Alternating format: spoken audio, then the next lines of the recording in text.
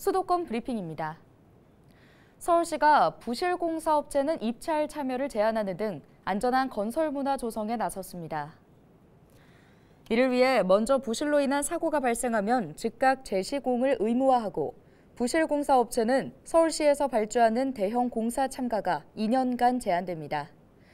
또 공공분야에만 시행됐던 불법 하도급 단속을 민간 공사까지 확대하고 비가 내릴 경우 콘크리트 타설을 원칙적으로 금지하되 불가피하게 타설할 경우 의무적으로 강도를 점검하기로 했습니다.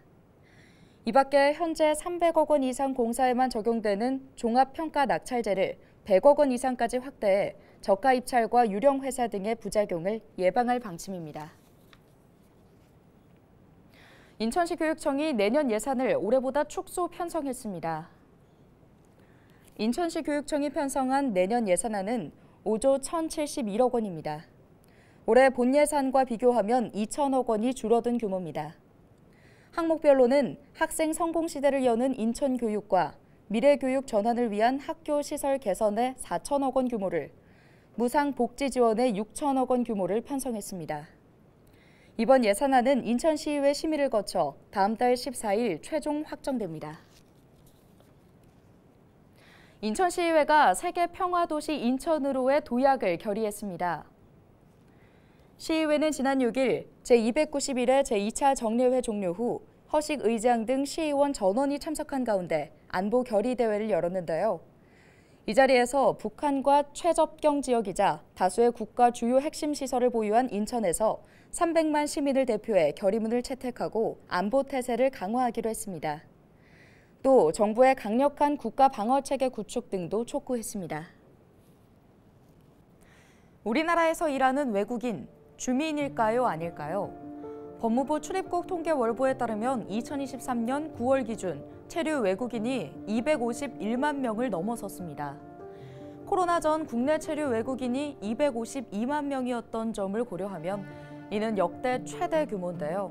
체감이 되시나요? 우리나라 전체 인구의 4.8%가 외국인이라는 겁니다. 우리나라 외국인의 비중이 늘면서 그들의 역할도 점점 더 커지고 있습니다. 올해 7월 해양수산부가 발표한 자료를 보면 지난해 말 기준 우리나라 선원은 외국인이 거의 절반을 차지했고 대다수가 인도네시아인이었다고 하는데요. 인도네시아 사람 없이는 우리나라 어업이 굴러가지 못한다는 우스갯소리까지 나오고 있습니다. 외국인, 이들은 우리 사회와 밀접한 관계를 맺고 오랫동안 정주하고 있지만 아직까지 외국인 주민에 대한 명확한 규정이 없다고 합니다. 규정이 존재한다고 해도 지자체별로 그 기준과 범위가 제각각이라 같은 외국인이 어디에서는 주민으로 분류되지만 다른 지역에선 제외되기도 한다는데요.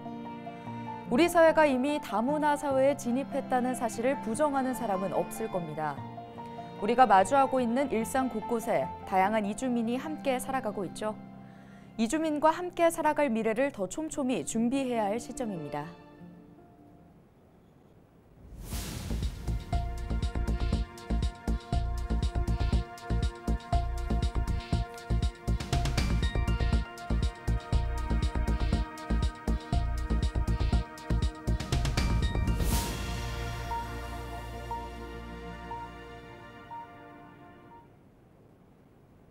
인천시가 긴급 방재단이 포함된 빈대 합동 대책반을 꾸리고 빈대 확산 방지에 나섭니다. 우선 120 콜센터와 군구 보건소 등의 관련 민원이 접수되면 빈대 출현 여부를 확인하고 방제할 방침입니다. 또 식품 접객업소와 의료기관, 공연장과 학교 등과 같은 소독 의무 대상 시설의 경우 자율 방제하도록 지도 점검을 강화하기로 했습니다. 앞서 지난 6일부터는 숙박시설과 목욕탕 등 757곳에 대해 합동점검에 들어갔고 위생 취약시설인 쪽방촌 210여 가구와 고시원 800여 동에 대해서는 긴급 방제단이 출동해 방제 작업을 추진할 예정입니다. 이외에도 빈대 정보집을 배포해 시민들이 대응할 수 있도록 홍보할 계획입니다. 오늘 준비한 소식은 여기까지입니다. 지금까지 수도권 브리핑이었습니다.